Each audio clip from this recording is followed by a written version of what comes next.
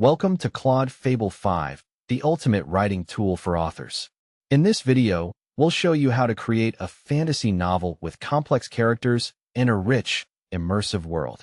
To get started, launch Claude Fable 5 and create a new project. Set up your story's world and characters, and let's dive in. We'll be using the example of a fantasy novel with multiple characters and plot lines.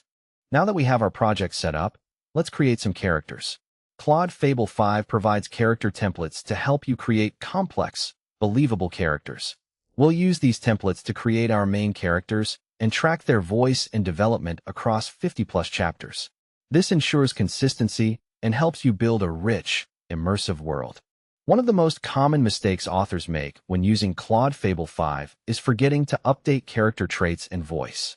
This can lead to inconsistent character development across chapters, which can confuse and lose your readers.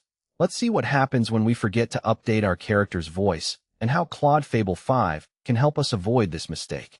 Now that we've seen how to avoid the most common mistake, let's master character development with Claude Fable 5.